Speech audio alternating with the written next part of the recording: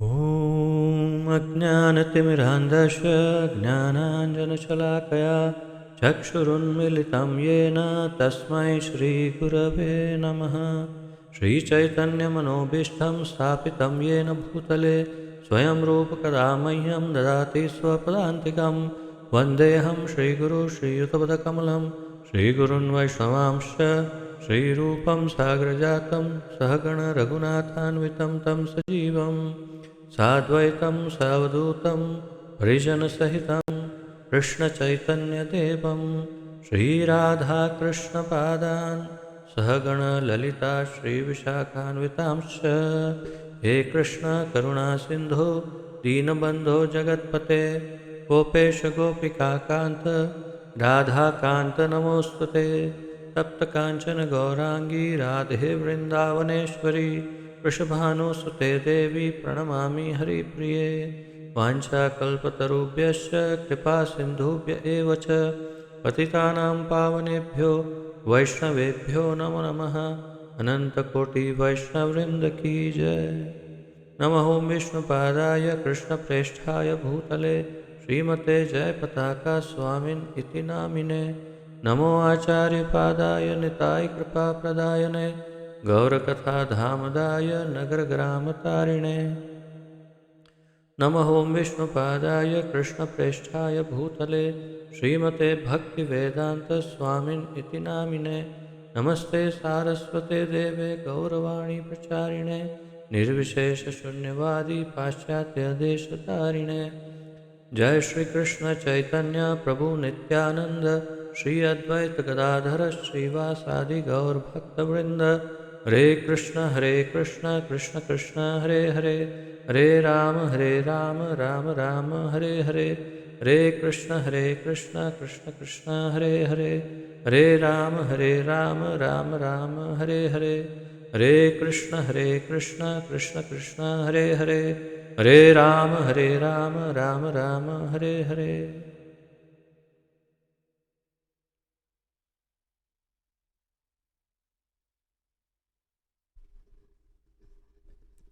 आप सबका बहुत बहुत स्वागत है आज के इस अत्यंत महत्वपूर्ण तथा दिव्य कार्यक्रम में, जिसके अंतर्गत हम श्रीमद् भगवद गीता यथारूप का सम्मिलित अध्ययन कर रहे हैं। इसका आलेखन हमारे इस्कॉन के संस्थापक आचार्य श्री श्रीमद् अभय चरणारविंद भक्तिवेदांत स्वामी श्रील प्रभुपाद जी ने किया है। श्रील प्रभुपाद की जय।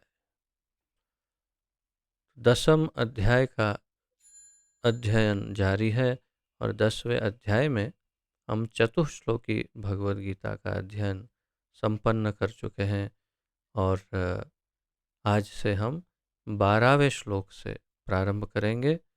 तो कल और परसों में 8, 9, 10 और 11 ये 4 श्लोकों का जो सबसे महत्वपूर्ण श्लोक हैं भगवद गीता के चतुश्लोकी जो कहलाते हैं उसका अध्ययन किया था। तो आइए उसका एक त्वरित पुनरावर्तन करते हुए आगे बढ़ते हैं आज के 12वें श्लोक से।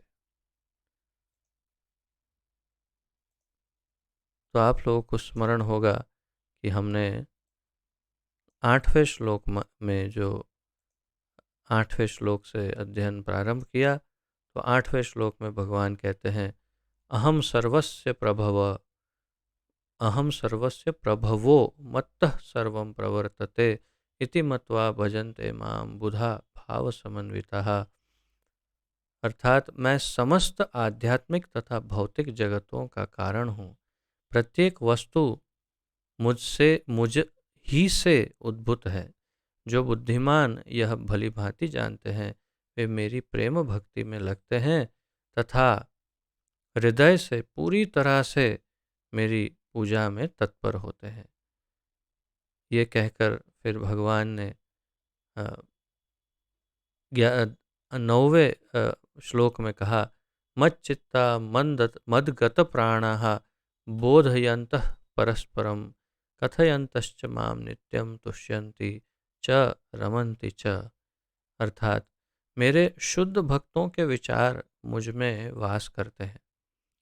उनके जीवन मेरी सेवा में अर्पित रहते हैं और वे एक दूसरे को ज्ञान प्रदान करते तथा मेरे विषय में बातें करते हुए परम संतोष तथा आनंद का अनुभव करते हैं।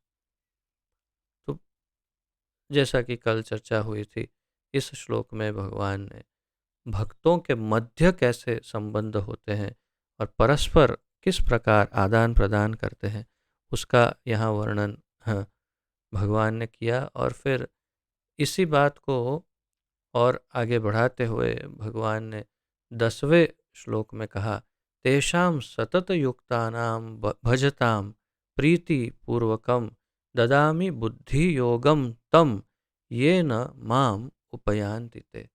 अर्थात जो प्रेम पूर्वक मेरी सेवा करने में निरंतर लगे रहते हैं, उन्हें मैं ज्ञान प्रदान करता हूँ या बुद्धि योग प्रदान करता हूँ, जिसके द्वारा वे मुझ तक आ सकते हैं, भगवान कहते हैं। और फिर उनको किस प्रकार का आरक्षण और सेवा सर्विस प्रोवाइड करते हैं भगवान, उनका कितना ख्याल रखते हैं ऐसे शुद्ध भक्तों का, वो कहते हुए उन्होंने 11वें श्लोक में कहा, तेषाम एवानुकंपार्थम अहमज्ञानजम तमः नाशयामि आत्मभावस्थो ज्ञानदीपेन भास्वता। अर्थात मैं उन पर विशेष कृपा करने के हेतु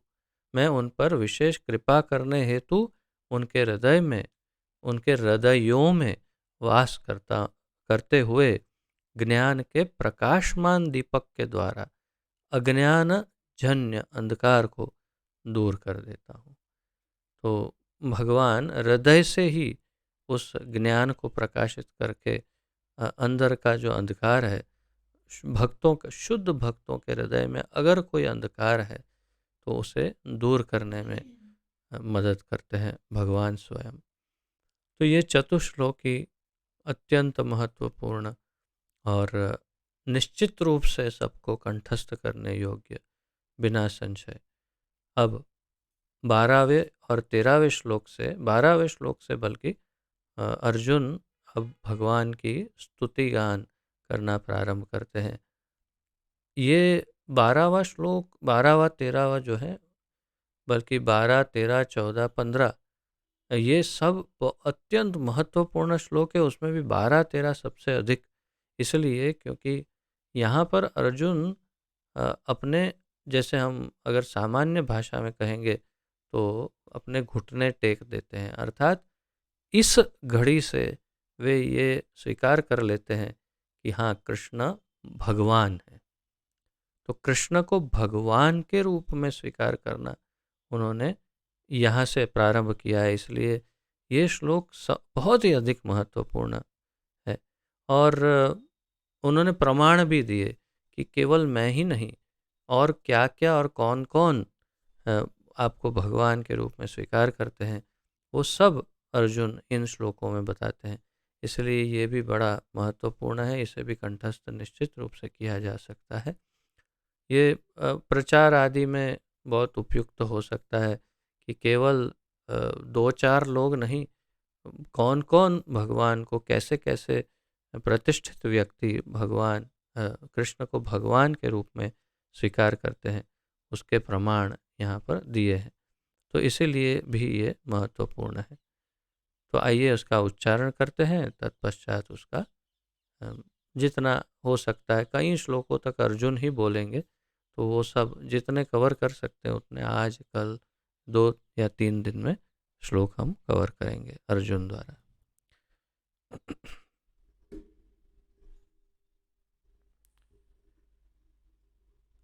अर्जुन उवाच परं ब्रह्म परं धाम पवित्रं परमं भवान् पुरुषं शाश्वतं दिव्यम् आदिदेवमजं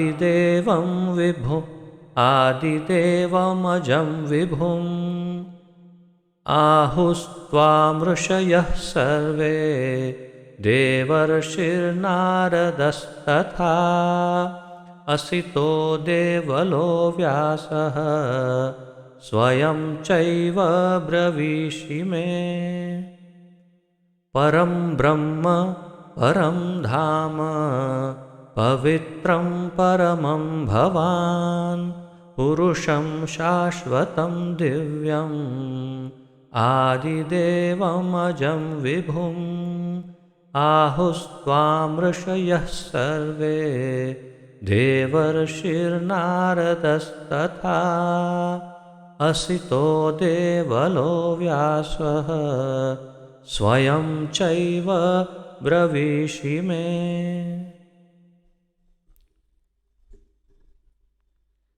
शब्दार्थ, अनुवाद तथा तात्पर्य श्रील प्रभुपाद जी द्वारा। अर्जुन उवाच, अर्जुन ने कहा, परम परम ब्रह्म सत्य, यानी परम ब्रह्म यानी परम सत्य, परम अर्थात परम, धाम यानी आधार, पवित्रम शुद्ध, परमम यानी परम, भवान यानी आप। संस्कृत में जब जैसे हम किसी को सम्मान पूर्वक बुलाना चाहते हैं तो संस्कृत में ये शब्द काफ़ी उपयुक्त माना जाता है। किसी को सम्मान पूर्वक बुलाना हो तो भवान यानी आप, यानी आप महानुभाव, आप, इस प्रकार। पुरुषम पुरुष, शाश्वतम नित्य, दिव्यम दिव्य, आदिदेवम यानी आदि स्वामी, अजम अजन्मा, विभूम सर्वोच्च, आहुहु कहते हैं, त्वाम आपको, ऋषयः साधुगण, सर्वे सभी, देवर्षि ही यानी देवताओं के ऋषि अर्थात नारद मुनि, नारदः नारद, तथा भी, असितः असित, देवलः देवल, व्यासः व्यास। तो नारद मुनि, असित मुनि, देवल मुनि, व्यास मुनि, ये सब बड़े बड़े ऋषि मुनि हैं। स्वयं स्वयं च भी एव निश्चय ही, ब्रवीषि आप बता रहे हैं, ब्रवीषि यानी आप बोल रहे हैं, मैं मुझको। अनुवाद। अर्जुन ने कहा, आप परम भगवान, परम धाम, परम पवित्र, परम सत्य हैं। आप नित्य दिव्य आदि पुरुष, अजन्मा तथा महानतम है। नारद, असित, देवल तथा व्यास जैसे ऋषि आपके इस सत्य की पुष्टि करते हैं और अब आप स्वयं भी मुझसे प्रकट कह रहे हैं। अर्थात अर्जुन ने कहा, आप परम भगवान हैं, परम ब्रह्म। मैंने आपको कुछ दिन पहले ब्रह्म और परम ब्रह्म, परब्रह्म की व्याख्या के बारे में कहा था। तो ब्रह्म यानी भगवान, परंतु परब्रह्म यानी परम भगवान, जो सभी के स्रोत है, मूल है, एक भगवान जहाँ से सब कुछ प्रकट होता है। तो परब्रह्म या परम ब्रह्म। तो यहाँ अर्जुन ने कृष्ण को ब्रह्म नहीं कहा, उन्होंने उनको परब्रह्म कहा। तो आप परम भगवान हैं, परम धाम यानी सभी के आश्रय स्थान है, सब कुछ आपके अंदर ही है।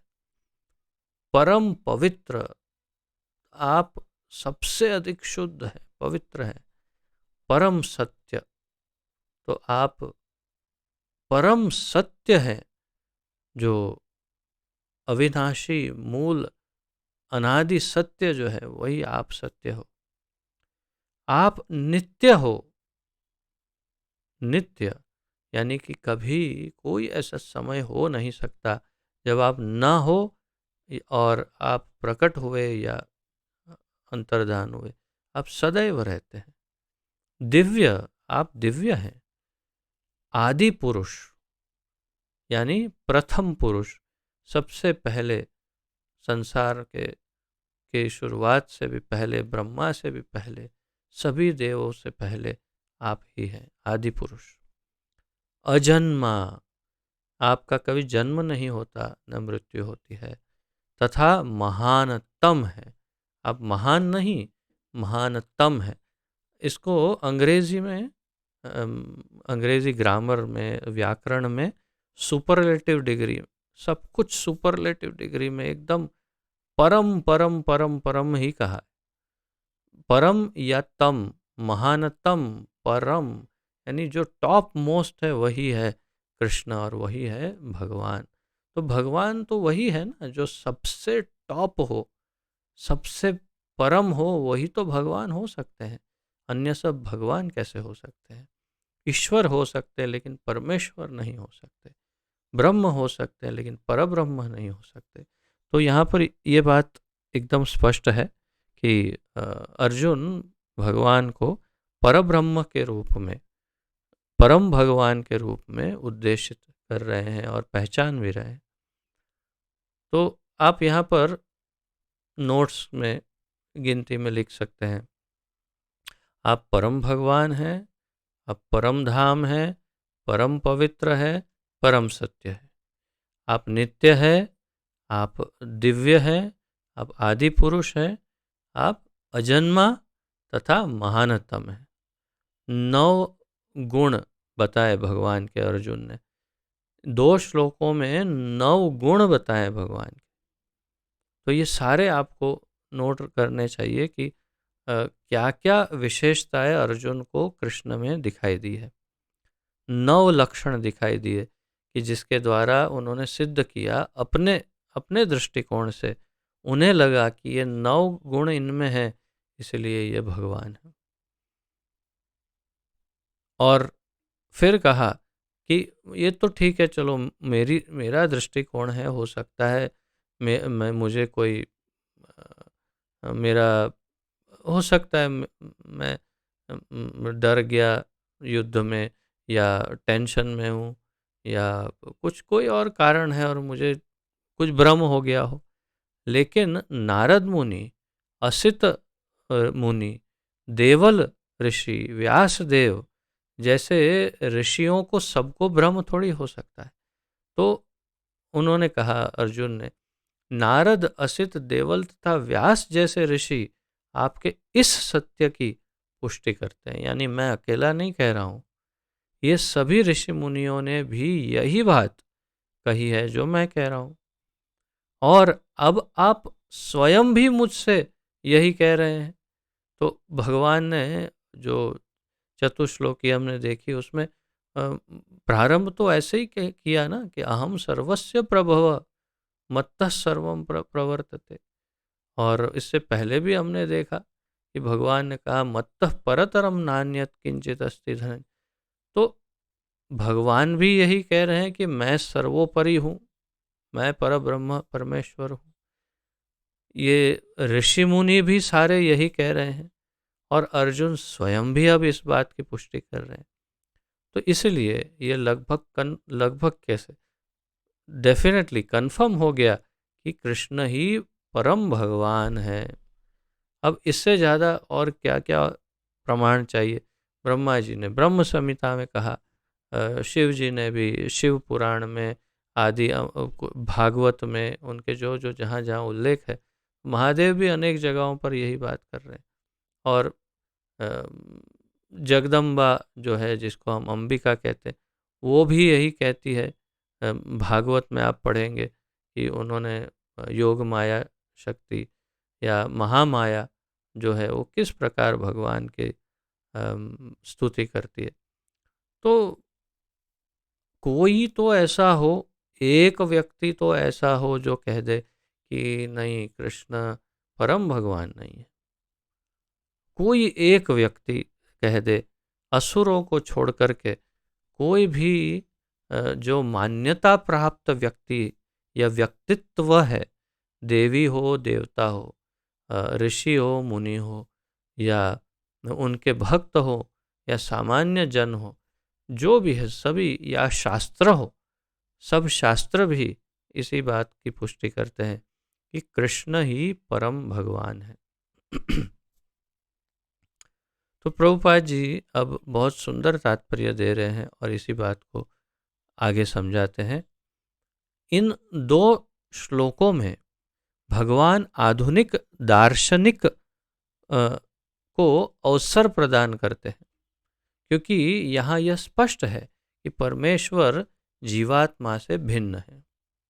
तो आधुनिक ज्ञानी जो है, दार्शनिक यानी ज्ञान योगी, तो आधुनिक ज्ञानी जो है वे इस बात को हमेशा, अगर मानते तो मानते हैं नहीं, लेकिन अगर माने तो वो कहते हैं कि जीवात्मा परमात्मा सब एक ही तत्व है, उनमें क्या भेद है, आत्मा सो परमात्मा, ये उनका सूत्र रहता है, आत्मा सो परमात्मा। लेकिन वास्तव में ये कतई सत्य नहीं है, बिल्कुल संपूर्ण असत्य है। आत्मा कभी परमात्मा हो ही नहीं सकता।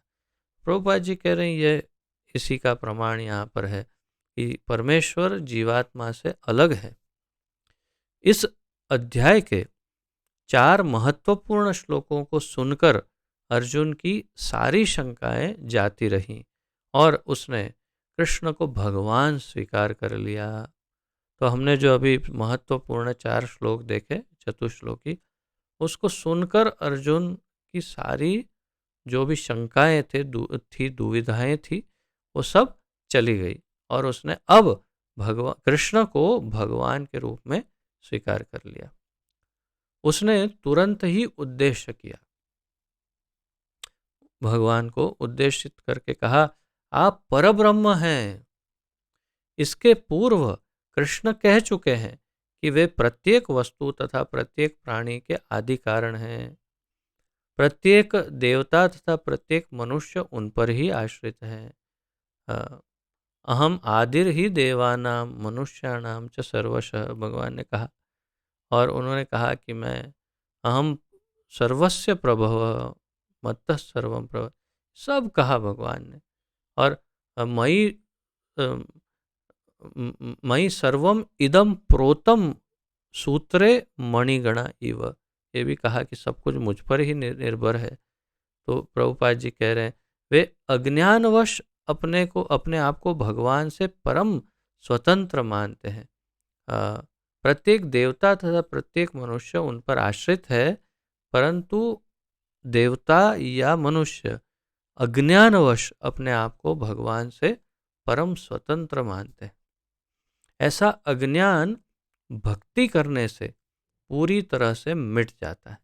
तो जब भक्ति में आते हैं या लग जाते हैं, भक्ति करते हैं, तो ये अज्ञान मिट जाता है कि मैं स्वतंत्र हूँ और मैं भी भगवान हूँ, ये सारा भ्रम दूर हो जाता है। भगवान ने पिछले श्लोक में इसकी पूरी व्याख्या की है। अब भगवत कृपा से अर्जुन उन्हें परम सत्य रूप में स्वीकार कर रहा है, जो वैदिक आदेशों के सर्वथा अनुरूप है। तो प्रभुपाद जी कह रहे हैं कि पिछले श्लोकों में तो भगवान ने कहा कि वे ही भगवान हैं, ये तो स्पष्ट कर दिया, लेकिन अब भगवान की कृपा से अर्जुन भी उनको परम सत्य के रूप में स्वीकार कर रहे हैं। और सभी वैदिक आदेशों में भी यही बात कही है। ऐसा नहीं है कि परम सखा होने के कारण अर्जुन कृष्ण की चाटुकारी करते हुए उन्हें परम सत्य भगवान कह रहा है, जिसे हम हमारी सामान्य भाषा में कहते हैं मस्का मारना, मस्का पॉलिश। तो वो भगवान को मस्का नहीं लगा रहा है, वो उनको केवल मित्र है इसलिए उनको थोड़ा बढ़ा चढ़ाने का उसका मूड है, ऐसा नहीं है। प्रभुपाद जी कह रहे हैं इन दो श्लोकों में अर्जुन जो भी कहते हैं उसकी पुष्टि वैदिक सत्य द्वारा होती है। तो अर्जुन ने जो भी कहा वो वेदों ने भी वही कहा। वैदिक आदेश इसकी पुष्टि करते हैं कि जो कोई परमेश्वर की भक्ति करता है वही उन्हें समझ सकता है, अन्य कोई नहीं। इन श्लोकों में अर्जुन द्वारा कहे शब्द वैदिक आदेशों द्वारा पुष्ट होते हैं।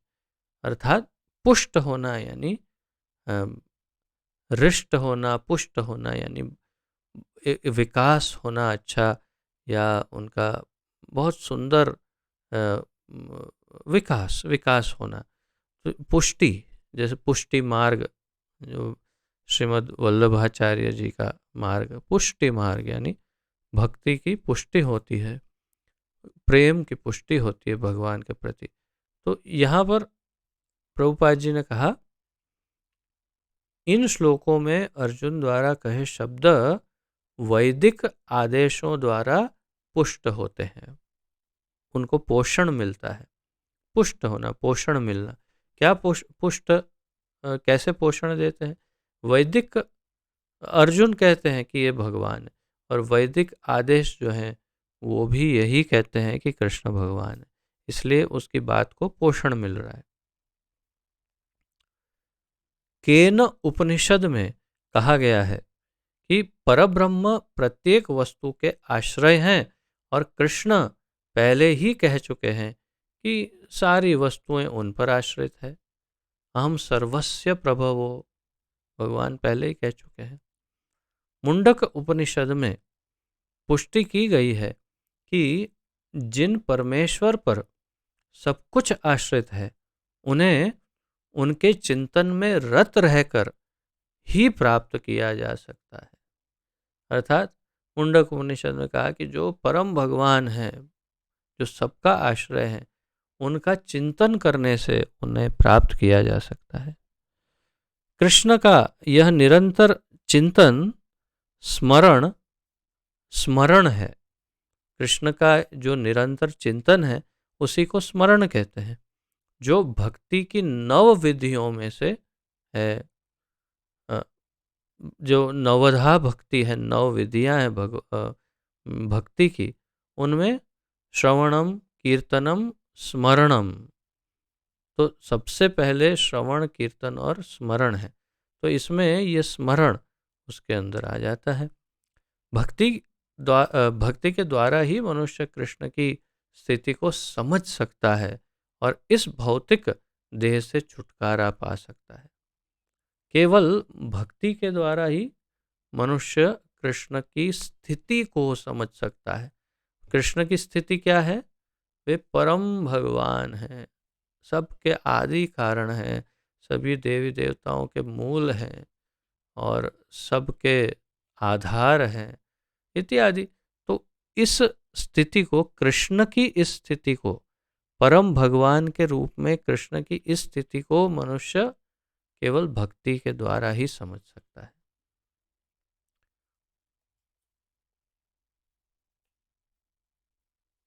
वेदों में परमेश्वर को परम पवित्र माना गया है।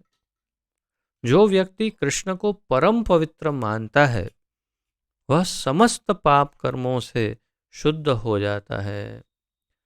यहाँ पर ये मुख्य महत्वपूर्ण बात है।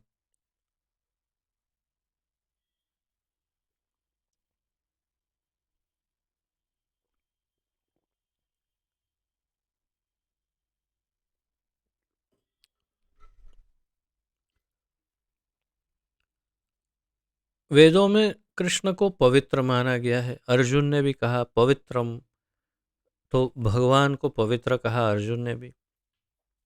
और यहाँ पर प्रभुपाद जी एक विशिष्ट बात कर रहे हैं कि जो भी व्यक्ति कृष्ण को परम पवित्र मानता है वह समस्त पाप कर्मों से शुद्ध हो जाता है।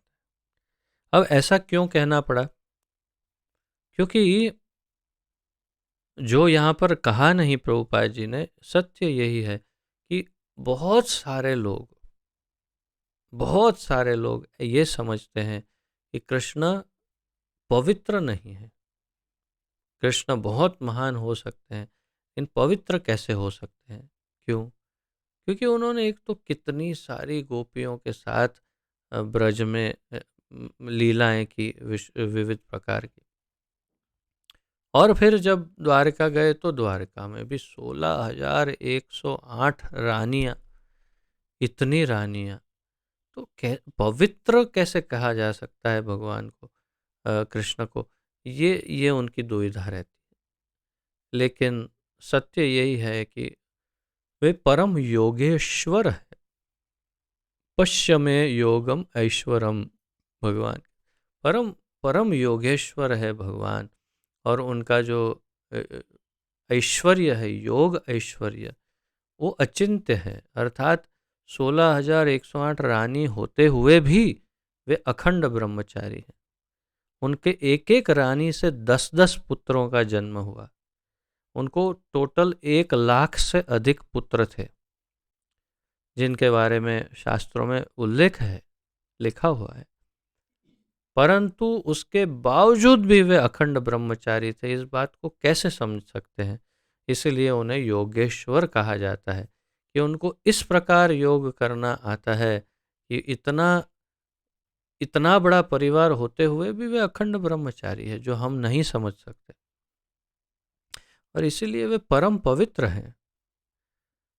तो जो भगवान कृष्ण को परम पवित्र के रूप में स्वीकारता है, प्रभुपाद जी कहते हैं, वो स्वयं भी शुद्ध हो जाता है। भगवान की शरण में गए बिना पाप कर्मों से शुद्धि नहीं हो पाती। अगर पापों से शुद्धि कैसे होगी?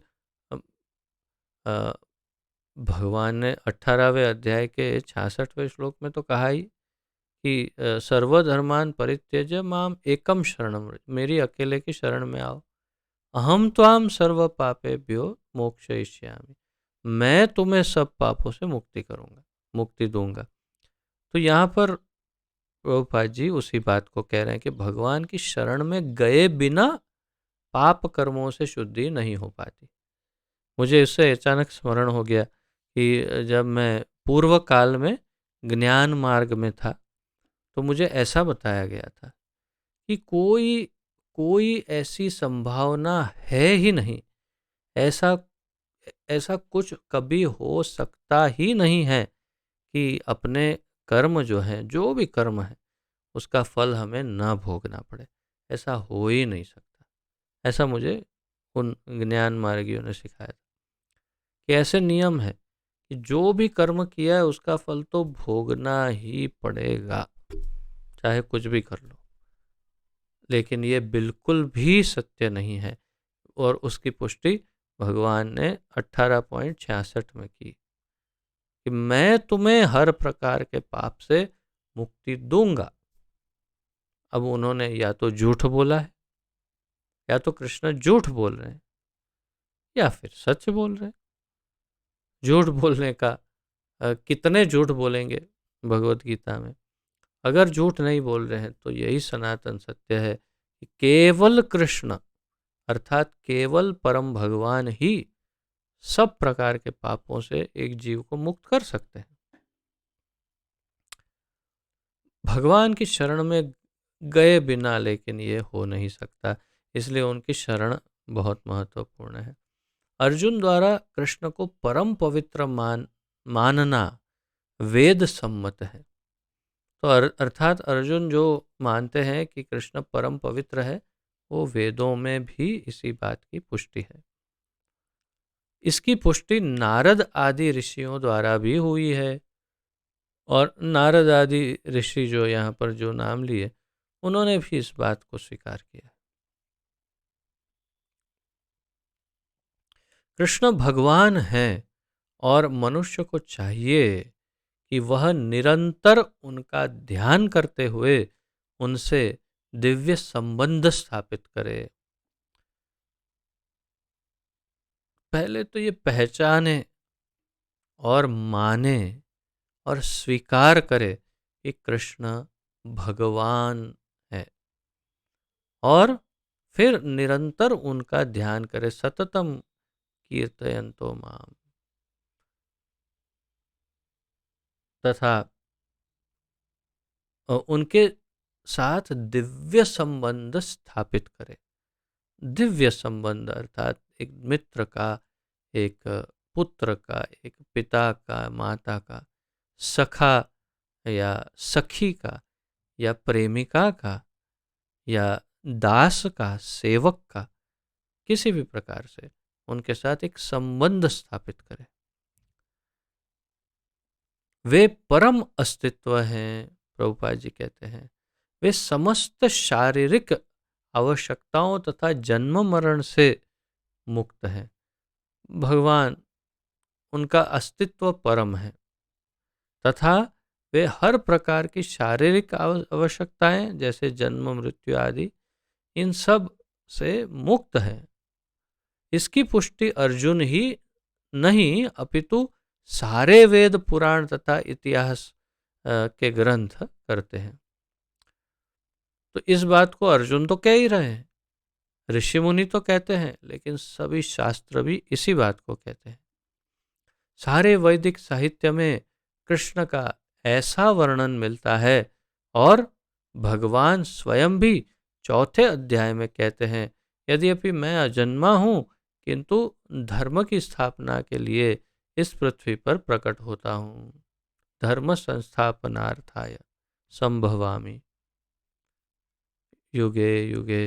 तो ये बात भगवान कह रहे हैं, वे परम पुरुष हैं, उनका कोई कारण नहीं।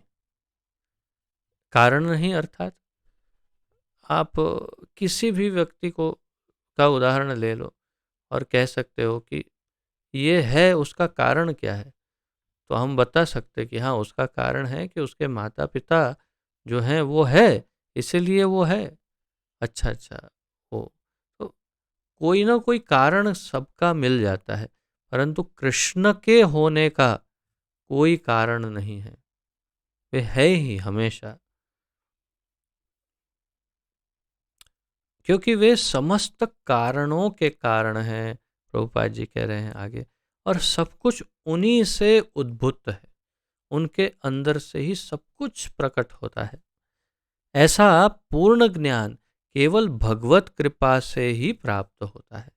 और ये पूर्ण ज्ञान है, प्रभुपाद जी कह रहे हैं कि कृष्ण जो हैं वे समस्त कारणों के कारण हैं तथा सभी वस्तु जीव आदि सब कुछ के उद्गम है, उद्भूत होने का स्थान है। तथा ये जो सत्य है, ये पूर्ण ज्ञान वो केवल भगवान की यानी उनके कृष्ण की कृपा से ही प्राप्त हो सकता है, ऐसा प्रभुपाद जी निवेदन कर रहे हैं। यहाँ पर अर्जुन कृष्ण की कृपा से ही अपने विचार व्यक्त करता है, और ये अर्जुन भी जो बोल रहे हैं और बोल पा रहे हैं वो भी कृष्ण की ही कृपा है। यदि हम भगवत गीता को समझना चाहते हैं तो हमें इन दोनों श्लोकों के कथनों को स्वीकार करना होगा। अर्थात पहले तो इन 9 लक्षणों को स्वीकार करना होगा कि जिन 9 लक्षणों के आधार पर अर्जुन ने कहा कि कृष्ण ही परम भगवान है, और इन दोनों श्लोकों में जो सत्य है उसे स्वीकार करना होगा। यह परम प्रणाली कहलाती है, अर्थात गुरु परंपरा को मानना, और इसे परम प्रणाली कहते हैं। क्यों? क्योंकि यह ज्ञान गुरु शिष्य परंपरा से आया है। परंपरा प्रणाली, क्षमा करिए मैंने प्रणाली कहा, परंपरा प्रणाली। परंपरा प्रणाली के बिना भगवत गीता को नहीं समझा जा सकता। परंपरा प्रणाली के बिना भगवत गीता को नहीं समझा जा सकता। परंपरा प्रणाली क्या है? कृष्ण, उन्होंने अपने विषय में संपूर्ण ज्ञान अपने 4 शिष्यों को दिया, ब्रह्मा जी, शिव जी, नारद मुनि, 4 कुमार तथा लक्ष्मी जी। ब्रह्मा जी, शिव जी, 4 कुमार तथा लक्ष्मी जी, उन चारों ने अपने अपने शिष्यों को ये ज्ञान दिया। ब्रह्मा जी ने नारद मुनि को, शिव जी ने बाकी सब ने अपने अपने शिष्यों को, और फिर उन शिष्यों ने अपने शिष्यों को और आगे ज्ञान दिया। नारद मुनि ने व्यासदेव को, व्यासदेव ने मध्वाचार्य जी को, मध्वाचार्य जी ने माधवेंद्रपुरी, ईश्वरपुरी, और फिर श्री चैतन्य महाप्रभु, और श्रृंखला में अनेक भक्त। तो ये परंपरा प्रणाली कहा जाता है इसको। और जैसे एक और परंपरा की बात भगवान ने कही, इमं परंपरा प्राप्तम, व्हाट इज दैट, इमं परंपरा प्राप्तम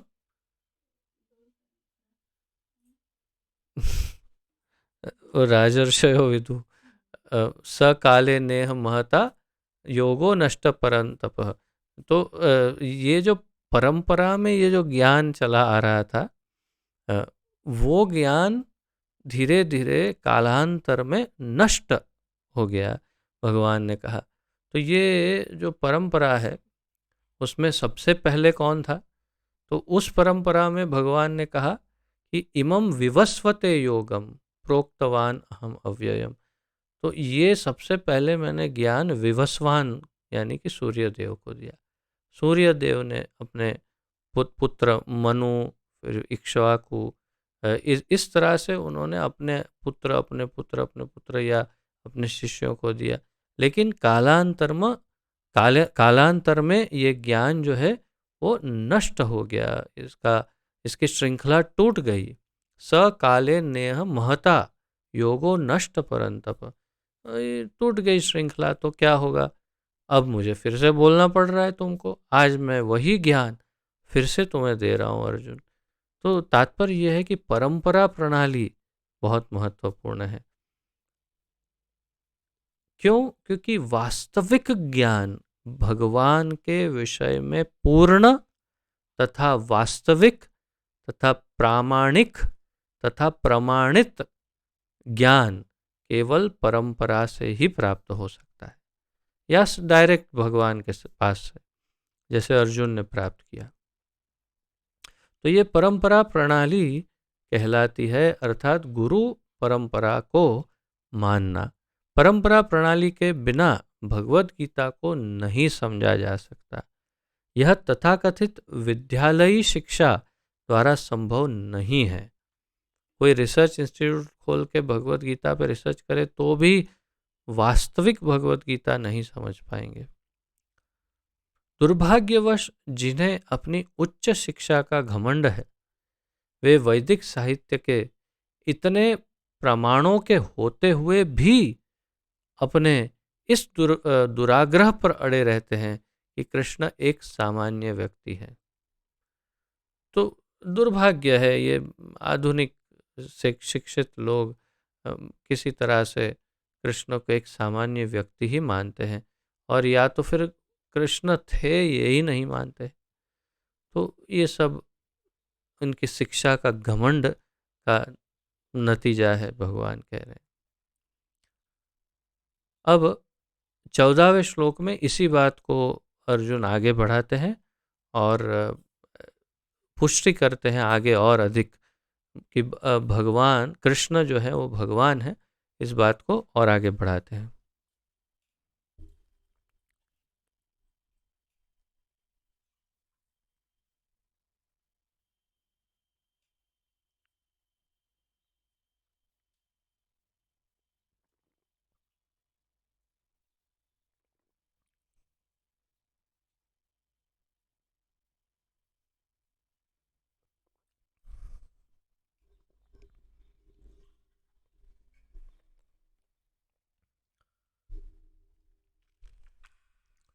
सर्वं एतद्धृतं मन्ये यन्मां वदसि केशव, न हि ते भगवन् व्यक्तिं विदुर्देवान दानवाः।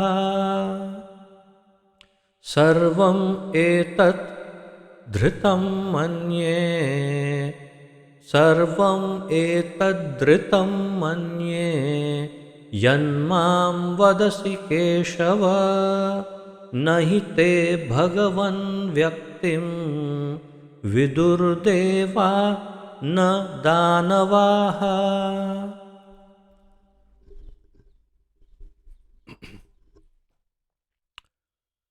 शब्दार्थ: सर्वम सब, एतत् इस, ऋतम सत्य को, मन्ये स्वीकार करता हूँ, यत जो, माम मुझको, वदसी कहते हैं, कहते हो, वदसी मतलब आप कहते हो, केशव हे कृष्ण, न कभी नहीं, ही निश्चय ही, ते आपके, भगवन हे भगवान, व्यक्तिम स्वरूप को, विदुहु जान सकते हैं, देवाहा देवतागण, न तो दानवाहा असुरगण।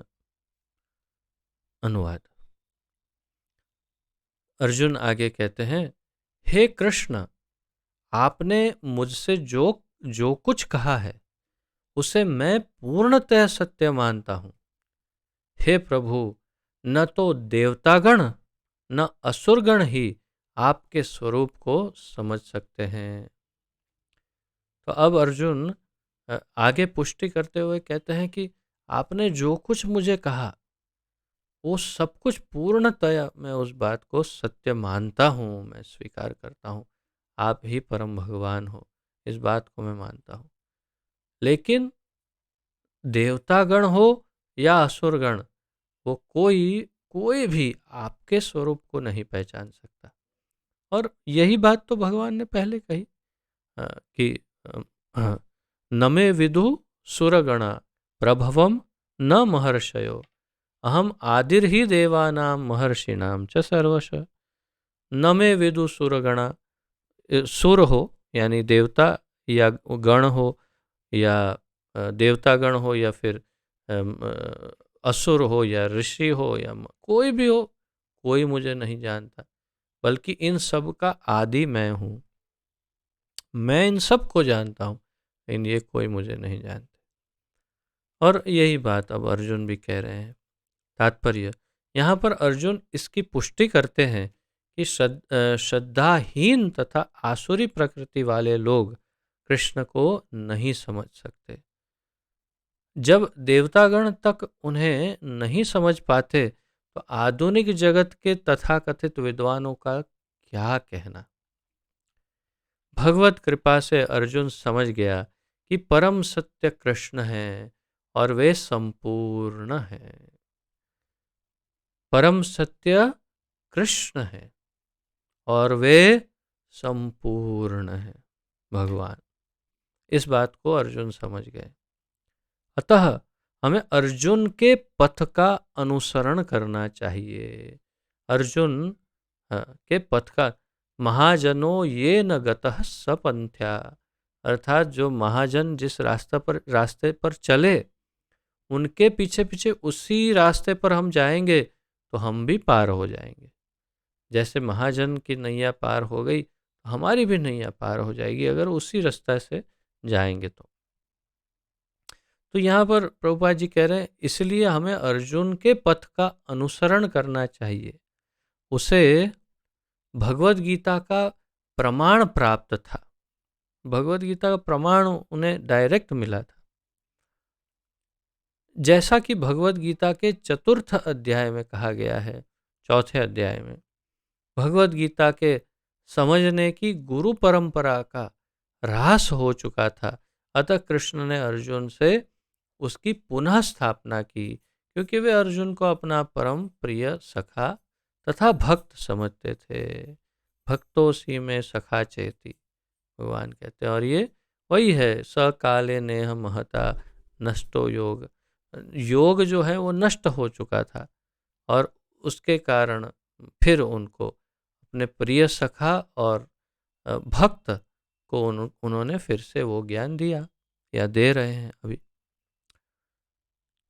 अतः जैसा कि गीतोपनिषद की भूमिका में हमने कहा है, गीतोपनिषद यानी भगवत गीता, उसकी भूमिका में हमने कहा है, भगवत गीता का ज्ञान परंपरा विधि से प्राप्त करना चाहिए। भगवत गीता का ज्ञान परंपरा विधि से प्राप्त करना चाहिए। परंपरा विधि के लुप्त हो जाने पर उसके सूत्रपात के लिए अर्जुन को चुना गया।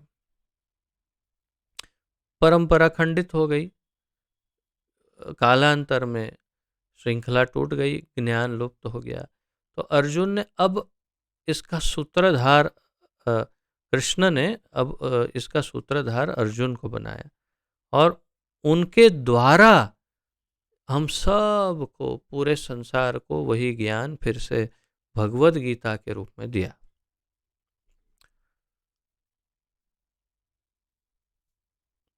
हमें चाहिए कि अर्जुन का हम अनुसरण करें, जिसने कृष्ण की सारी बातें जान ली, कृष्ण की सारी बातें जान ली, सब उनसे ज्ञान प्राप्त किया। तो हमें अर्जुन का अनुसरण करना चाहिए, तभी हम भगवत गीता के सार को समझ सकेंगे और तभी कृष्ण को भगवान रूप में जान सकेंगे, तभी हम कृष्ण को भगवान के रूप में स्वीकार पाएंगे और हम उन्हें समझ सकेंगे कृष्ण को। कई बार आप देखो ना, 12वें अध्याय में, फिर 18वें अध्याय, कई कई जगहों पे भगवान ने कहा, भक्त्या माम अभिजानाति यावान्यश्चास्मि तत्वतः, केवल भक्ति से ही मुझे जान सकते हैं तत्वतः, भक्त्या त्वनन्या शक्य अहम एवं विधोर्जुन। मैं जैसा हूँ वैसा अगर ज्ञान प्राप्त करना है मेरे बारे में, तो केवल भक्ति के द्वारा ही मिल सकता है। भगवान ने अनेक श्लोकों में कहा, जिसका अध्ययन हम आगे करते रहेंगे। अब 15वां श्लोक उच्चारित करते हैं। अर्जुन आगे और इसी बात को बढ़ा रहे हैं और कह रहे हैं,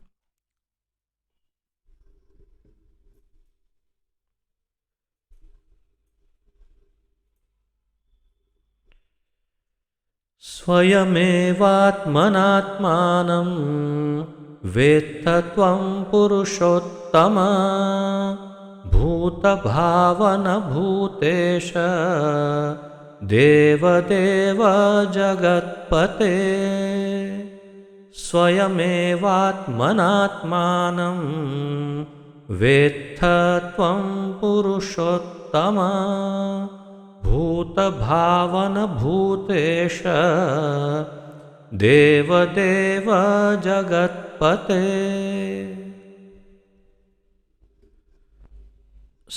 शब्दार्थ, स्वयं, स्वयं एव निश्चय ही, आत्मान, आत्मना, क्षमा करिए, आत्मना अपने आप, आत्मानम अपने आप को, स्वयमेवात्मनात्मानम, आत्मना आत्मानम यानी अपने आप को, वेत्थ जानते हो, त्वम आप, पुरुष उत्तम हे पुरुषोत्तम, भूत भावन हे सबके उद्गम, भूत यानी जीव, यानी जीवात्मा या जितने भी प्रकार के जीव हैं सब उसे भूत कहते हैं। तो भूत भावन अर्थात सभी जीवों का उत्पत्ति स्थान, भूत ईश सभी जीवों के स्वामी, देव देव। अब ये किसी को लगेगा ऐसे ही देव देव ऐसा 2 बार कहा, 2 बार कहने के पीछे अर्थ है, ऐसे ही 2 बार नहीं कहा है, या अन्यथा केवल देव कह सकते थे, लेकिन देव देव क्यों कहा? देव देव देव का अर्थ है हे समस्त देवताओं के स्वामी, यानी देवों के देव जिसे हम कहते हैं, देवों के देव, समस्त देवताओं के देव, जगत पते हे संपूर्ण ब्रह्मांड के स्वामी। इस प्रकार बहुत सुंदर ढंग से अर्जुन जो है कृष्ण को उद्देशित करते हैं और कहते हैं, हे परम पुरुष, हे सबके उद्गम, हे समस्त प्राणियों के स्वामी, हे देवों के देव, हे ब्रह्मांड के प्रभु, निसंदेह एकमात्र आप ही अपने आप को अपनी अंतरंग शक्ति से जानने वाले हैं। कि जब नमे विदु सुरगण, मुझे तो कोई जानता नहीं है, अर्जुन ने भी कहा कि आपको कोई नहीं जान सकता, तो फिर भगवान को जान कौन सकता है? तो अर्जुन कहते हैं कि आप स्वयं ही अपने आप को जान सकते हो। कैसे? तो हे परम पुरुष, पहले तो उसने भगवान को परम पुरुष कहा, पुरुषोत्तम। हे सबके उद्गम, यानी सबका, सभी जहां से उत्पन्न हो रहे हैं वो। हे समस्त प्राणियों के स्वामी, सबके मालिक, स्वामी। हे देवों के देव, सभी देवी देवताओं का मूल आप ही हो, आप ही से सब उत्पन्न होते हैं। हे ब्रह्मांड के प्रभु, इस पूरे ब्रह्मांड के आप ही नाथ हो। निसंदेह एकमात्र आप ही अपने आप को अपनी अंतरंगा शक्ति से जानने वाले, अर्थात कि आपको कौन जान सकता है? आपको तो कोई नहीं जान सकता। हाँ, एक है जो आपको जान सकता है। कौन? आप स्वयं। आप स्वयं अपने आप को जान सकते हैं, वो भी कैसे? अपनी अंतरंगा शक्ति के माध्यम से।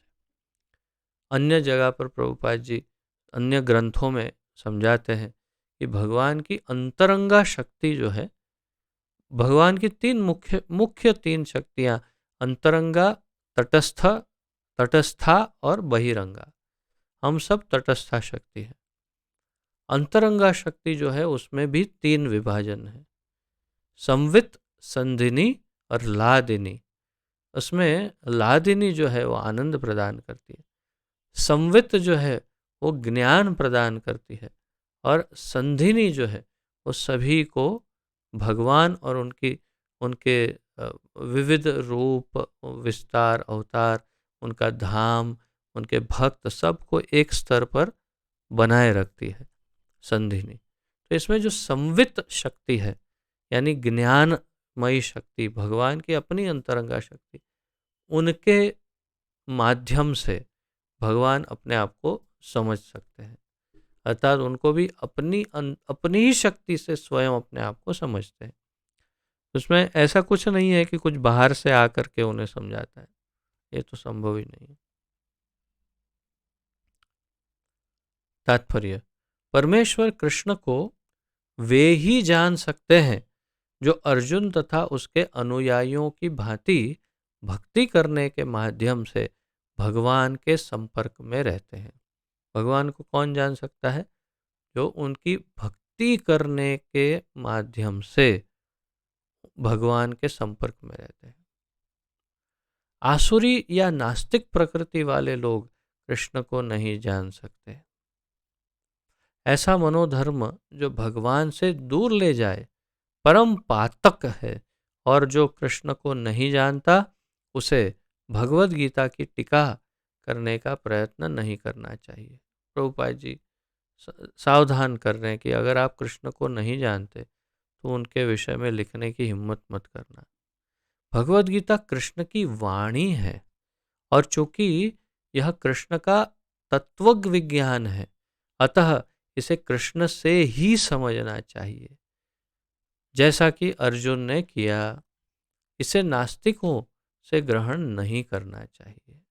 तो ये बहुत महत्वपूर्ण बात यहाँ पर प्रभुपाद जी कर रहे हैं कि ये ज्ञान परम पवित्र है, परम भगवान के श्रीमुख से आया है, और इसे समझने के लिए या तो शुद्ध भक्त या स्वयं भगवान का सहारा लेना पड़ेगा। लेकिन कोई नास्तिक हो या सामान्य अध्यात्मवादी हो जो भक्त न हो, वो चाहे कितना भी महान क्यों न हो, उनसे हम भगवत गीता नहीं समझ सकते।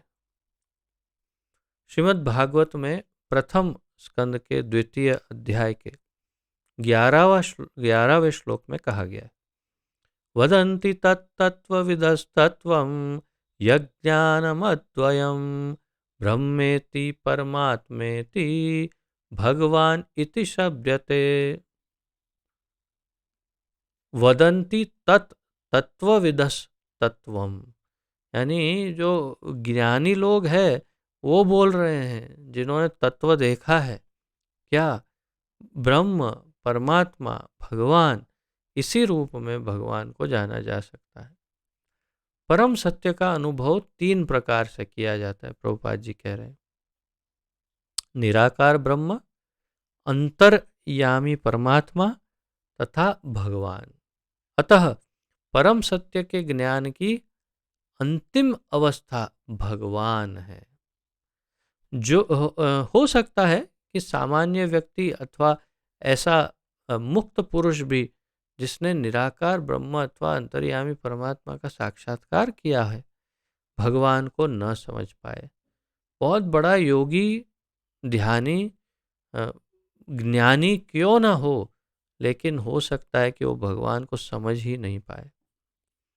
ऐसे व्यक्तियों को चाहिए कि वे भगवान को भगवत गीता के श्लोकों से जानने का प्रयास करें, और जब भगवान को नहीं समझ पाते तो सरेंडर कर देना चाहिए, आत्मसमर्पण करके भगवान को भगवत गीता के माध्यम से समझने का प्रयास करना चाहिए,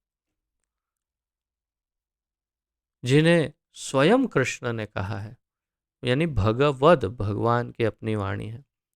कभी कभी निर्विशेषवादी कृष्ण को भगवान के रूप में या उनकी प्रामाणिकता को स्वीकार करते हैं, तो कभी कभी निर्विशेषवादी भगवान की कुछ कुछ चीज़ों को स्वीकार करते हैं, किंतु उनके मुक्त पुरुष कृष्ण को क्षमा करिए, किंतु अनेक मुक्त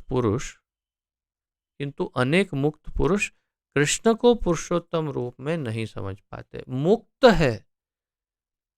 है, जीवन मुक्त हुए हैं, लेकिन कृष्ण को नहीं समझ पाते। इसलिए अर्जुन उन्हें पुरुषोत्तम कहकर संबोधित करता है। पुरुष उत्तम, पुरुषों में सर्वश्रेष्ठ। इतने पर भी कुछ लोग यह नहीं समझ पाते कि कृष्ण समस्त जीवों के जनक है, राजा, समस्त जीवों। इसलिए अर्जुन उन्हें भूत भावना कहकर संबोधित करता है। देखिए कितना उपयुक्त नाम दिया है भगवान को, भूत भावना, अर्थात सभी जीवों के आश्रय या उद्भूत, उत्पन्न करने वाले। यदि कोई उन्हें भूत भावन के रूप में समझ लेता है तो भी वह उन्हें परम नियंता के रूप में नहीं जान पाता। सब समझ ले, लेकिन फिर भी कैसे जान पाएगा कि कैसे नियंत्रण करते हैं। परम नियंता है भगवान, इसलिए उन्हें यहाँ पर भूतेश या परम नियंता कहा गया है। भूत ईश, भूतों के भगवान, और परम नियंता। यदि कोई भूतेश रूप में भी उन्हें समझ लेता तो भी उन्हें समस्त देवताओं के उद्गम रूप में नहीं समझ पाता। अगर मान लो कि सभी भूतों के ईश्वर के रूप में भी जान लिया तो भी सभी देवताओं के उद्गम रूप में नहीं समझ पाता कि कैसे सारे देवता उनसे उत्पन्न होते हैं, नहीं समझ। इसलिए उन्हें देव देव, सभी देवताओं का पूजनीय देव कहा गया है। कितना सुंदर समझा रहे हैं प्रभुपाद जी, इतना सुंदर ढंग से उदाहरण के साथ और एकदम स्टेप बाय स्टेप समझा रहे हैं, बहुत ही सुंदर। यदि देव देव रूप में भी उन्हें समझ लिया जाए तो वे प्रत्येक वस्तु के परम स्वामी के रूप में समझ में नहीं नहीं आते। तो देखिए ये इसकी अवश्य आप नोट्स बनाइए कि कोई उन्हें परम सत्य के रूप में जान लेता है तो ये नहीं जान पाता, फिर ये नहीं जान पाता, या वो जान लेता है तो ये नहीं जान पाता। ऐसे श्रृंखला में आते जा रहे हैं प्रभुपाद जी और कहते जा रहे हैं, और कहते हैं इसीलिए यहाँ पर उन्हें जगतपति कहा गया है। इस प्रकार अर्जुन की अनुभूति के आधार पर कृष्ण विषयक सत्य की स्थापना इस श्लोक में हुई है। इस श्लोक में कृष्ण की परम सत्य के विषय के रूप में स्थापना हुई है, या परम भगवान के रूप में कृष्ण की स्थापना इस श्लोक में अर्जुन ने की। हमें चाहिए कि कृष्ण को यथारूप में समझने के लिए हम अर्जुन के पद चिन्हों का अनुसरण करें।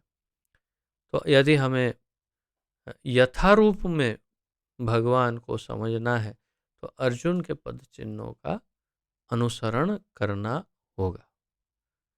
और फिर आगे अर्जुन भगवान की अपनी भगवत्ता के विषय में प्रश्न पूछते हैं कि अब मेरी इच्छा है कि आप अपनी दिव्यता और दिव्य विभूति जो भगवत्ता है, आपके जो विलक्षण गुण हैं भगवत्ता के, उसके बारे में कुछ कहिए या उसका दर्शन करवाइए। तो वो श्लोक 16वें श्लोक से हम कल इसका अध्ययन करेंगे। यदि आज के इस विषय में किसी का कोई प्रश्न, जिज्ञासा, उत्कंठा आदि हो तो प्रस्तुत कर सकते हैं।